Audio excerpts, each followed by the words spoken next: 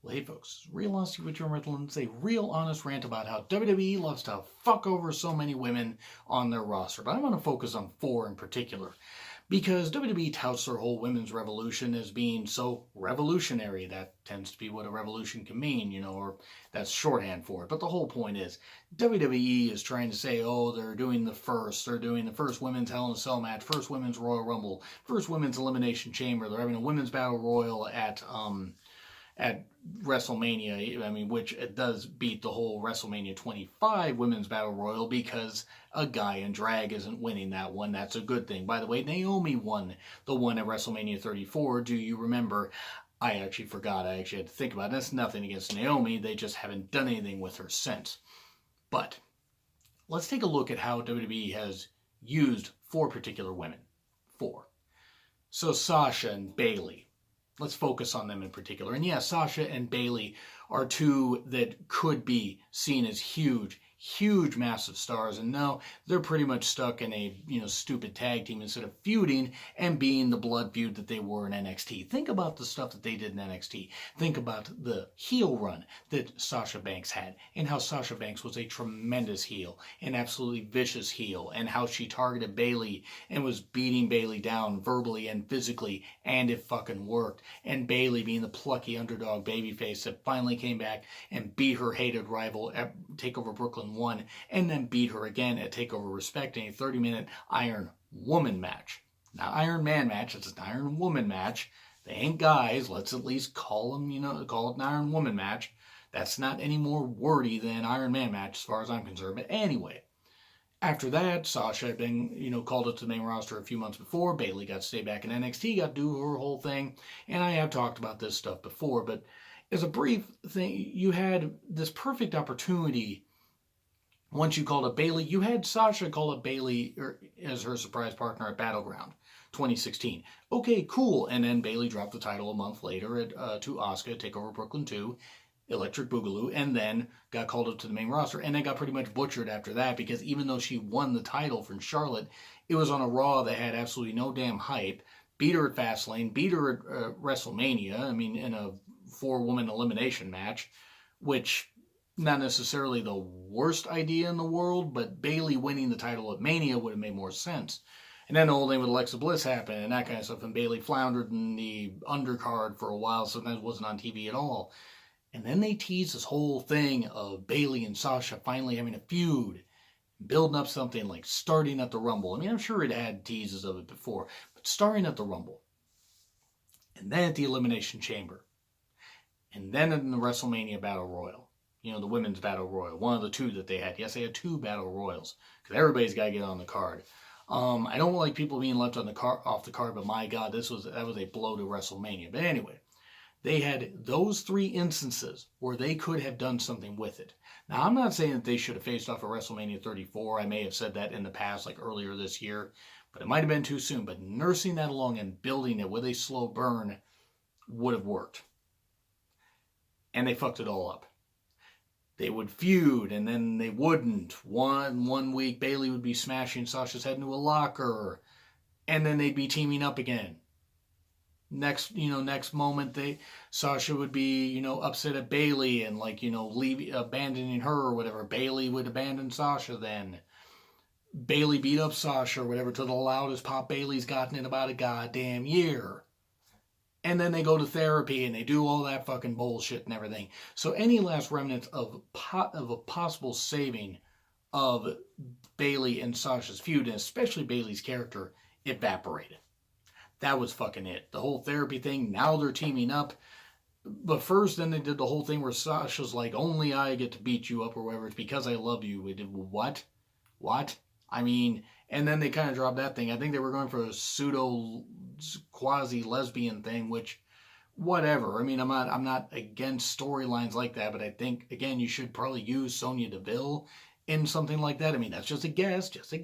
She is gay and could bring a lot of attention to, any wrestlers, any women that are gay, any guy, anybody in the LGBT community that feels like, hey, I can be included in this too.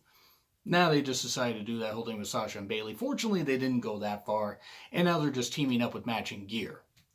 Instead of building up this whole damn thing and having them feud at SummerSlam, no, they decided to do that. Now they're a tag team. Who knows for the foreseeable future? They fucked up this horrible thing. They fucked up this so horribly. So goddamn horribly that even if they had a 25-minute classic at WrestleMania 35, no one will fucking care.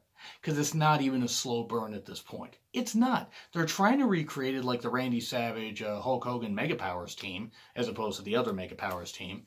But yeah, I mainly said that for the younger listeners that maybe don't know who the hell the Mega Powers are, and if so, I'm sorry. But Randy Savage is always better than Hulk Hogan, in my personal opinion. But anyway, they fucked up this whole thing with Bayley and Sasha so goddamn bad. Sasha is a better heel. Bayley is a better babyface. If they wanted to have Bayley be a heel, cool, they could have gone right with it after she beat up Sasha. Even though the crowd popped favorably. It was stupid. It was so fucking stupid. Because now they've done absolutely goddamn nothing with it.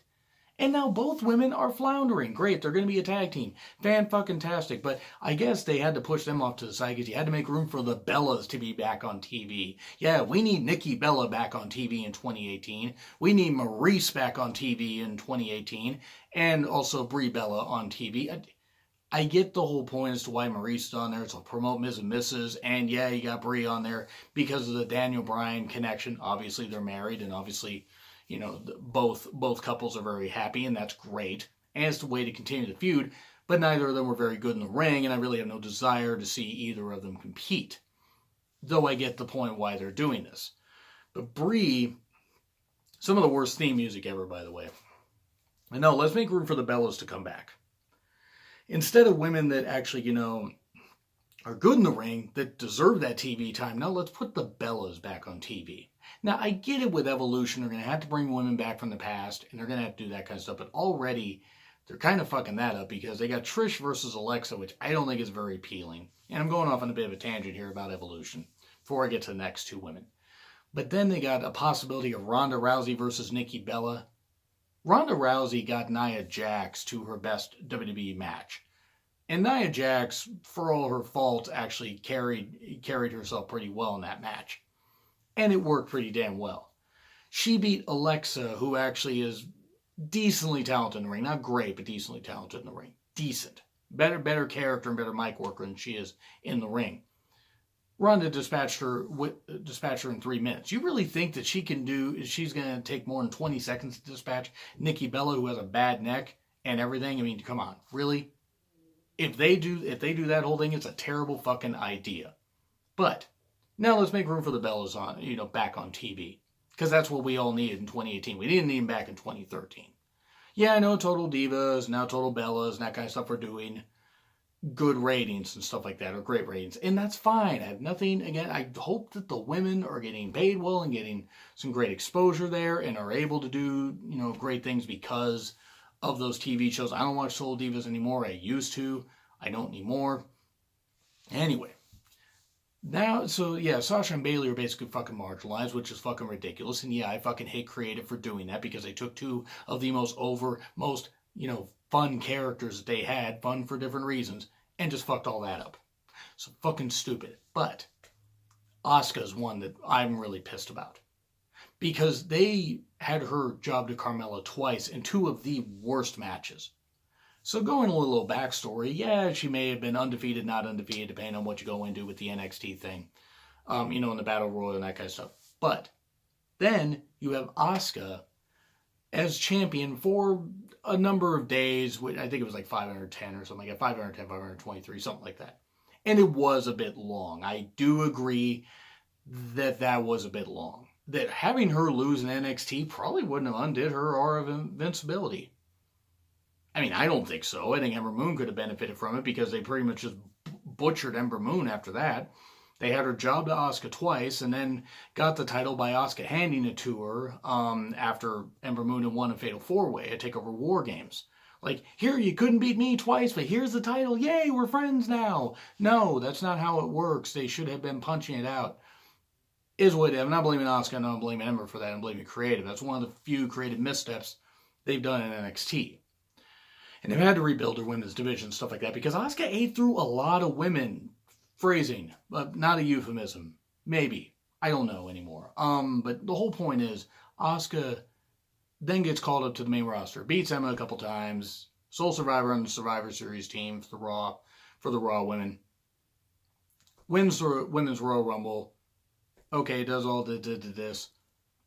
Then competes against Charlotte at WrestleMania, loses. Okay, whatever, is what it is. I didn't like how the streak ended, but hey, if you're going to present Charlotte as the figurehead, having her beat Asuka is a pretty big deal. And I get why they did that. But then they did nothing with Asuka. They had her on the losing side of a tag match against the Iconics. Nothing against the Iconics. But that wasn't a great way to bring Asuka back. They could have just put Naomi with Becky and just saved Asuka for another time. But then, yeah, she lost to Carmella in two of the worst booked matches that did nothing for anybody. The women's title wasn't any better. Carmella sure as hell wasn't any better. Carmella isn't very good anyway. But being a conniving heel and winning through shady tactics is one thing. The way they had her win was just ridiculous. Because nothing was gained except undoing more of Asuka's aura. And then she was featured most recently on, and I'm recording this Saturday after the pull-apart brawl that Becky and Charlotte had on SmackDown. Asuka's been now reduced. She wasn't on the SummerSlam card. She's now being reduced to just, being somebody that breaks up brawls. I mean, come on. That's the way you're going to use Asuka? Really? That's the fucking way you're going to use Asuka? Goddamn ridiculous. I like Asuka more ways than one, but I do like her as a wrestler. I do also think she's a beautiful woman, but mainly like her as a wrestler. She brings a different style to WWE, and they fucked that up. And it's really fucking ridiculous they did. But anyway, Asuka being fucked up really bothers me. And I'll throw in the Iconics here really, really quickly as just, I don't want to even say side notes, but I could make this a 6-person rant. The Iconics, Peyton is further along wrestling-wise than Billy is, but Billy's still pretty good. As a duo, they work really well together. And they've been marginalized since they got called up. Fuck, they weren't even on NXT TV all that much before because they got enhancement surgery, I think, or work done. I'm not faulting the women. I think that was more of a company call, but which I'll get more into as some point. That's something WWE needs to stop doing, is having their women get breast enhancements and breast implants and all that stuff and getting work done when there's nothing wrong with looking a certain way or looking how you are. I get that it's TV production and women need to look a certain way, just like the guys need to look a certain way. I'm not just centering on the women, but got to be a little more realistic here. Because if we aren't a little more realistic, then people are going to think that they can look like that and not realize some of it's TV production. I feel a bit bad for Peyton and Billy that they were kept off TV for that, and I really do feel bad for them when it should be about how their wrestling ability is. And unfortunately, a lot of people have made about their looks. And I'm not knocking them. I am not knocking these women. If they chose to have any work done to themselves, kudos to them.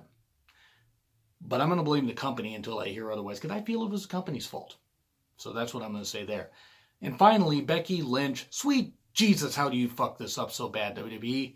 My God, you had a great story going into SummerSlam. Now, mind you, I thought Charlotte was going to win. I didn't have an issue with Charlotte winning. I didn't have an issue with Becky turning on her and slapping her and beating her the hell up. I didn't have an issue with that. You know what I had an issue with, though? You know what I had an issue with? The promo she cut on SmackDown afterwards. Her saying, about Charlotte that, Becky, like, it was my time, it was this and that and this kind of stuff. Great. The fans were cheering. And then they tried to have her go against the fans. WWE once again saying, no, you're going to cheer this person. This bullshit. We're going to cheer who the fuck we want. And you ain't going to stop it. It's like the whole thing with Roman Reigns. People love Roman Reigns. People don't like Roman Reigns. Then there are those that take their hate way too far. I'm not going to do that. The whole thing with Becky is, guess what? Becky is super likable. I'm not saying Becky can't play a heel. I'm not saying you can't have her have an edge to her. That's what you probably should have done with Bayley too. And not Bayley too, the revenge. But that's what you should have done with Becky. Is just giving her an edge. But having her attack the fans now, the fans are still going to cheer her anyway. I mean, they've asked numerous times on their social media, whether it's been Instagram or Twitter, and I'm sure they've even asked on Facebook, but Facebook's algorithm is all out of whack. were you always behind Becky? Yeah, everybody's going to say yes every single time, or at least the vast majority of people. Trolls won't, fools won't. But if you don't like Becky, it's fine. I don't know why, and there's something wrong with you, but if you don't like Becky, that's fine. Kidding. We can all like and dislike who we want. But here's the whole thing about Becky. Super likable, super nice from all accounts. Great in the ring, great on the mic, has a gimmick that people love. And they've done fucked it up. Now, hopefully, they right this ship, but the problem is that if they had Becky come out and just say that she's just against Charlotte, but not against the fans, I'm not saying she needs to double down on the thing with the fans, but they've done some damage to her. Like, even if she wins the title, they're going to have to build this back up to where, I don't know, maybe Charlotte will face Ronda for the Raw Women's title at Mania, and Charlotte will beat Ronda. And then Charlotte will go to Raw. I mean, I don't know. But the thing with Becky, they needed to do such a great thing here, and they fucked it up. And that's what fucking bugs me. They fucked it up in the end. Now, yes, it's still very early in the whole heel turn thing. The heel turn is what bothered me. Attacking the fans is what bothered me. Because you could tell, even though Becky had such fire, pun intended, in her voice and in her words and everything, you could tell that she didn't mean that. Because the fans love her and she loves the fans. I want Becky to get every damn opportunity possible, but WWE basically admitting that they fucked up without admitting they fucked up is just rather hilarious to me. The bottom line is the women deserve better. All women across the board, not just the women I've mentioned, but a lot of the women in WWE. Even Carmella. Even Carmella deserves to be featured properly. Hopefully, she maybe can get better in the ring so she can do that. Natty hopefully can be featured better. I mean, I know she's mourning the loss of her dad. I'm not trying to equate that, but hopefully once she's able to come back full-time to TV. Same with Mickie James, various others and everything. They have a lot of talent in the women's division. They need to do better, especially not just heading into Evolution, but heading beyond that. Because if it's going to have another women's Royal Rumble and another women's Elimination Chamber, they need to keep as many people hot as possible. That's what they really need to do. And the fact that they've ruined basically Sasha, Bayley, the Iconics to an extent, Asuka, and Becky, perhaps at least short term, that's not very good. They need to do better. But anyway, that's what I got to say. What do you guys say? Who are some women that you feel WWE ruined that are currently with the company, by the way, not that have left the company? Like, share, comment, subscribe. Twitter link in the description. It's been Real Honesty with John Mifflin, and I will see you soon.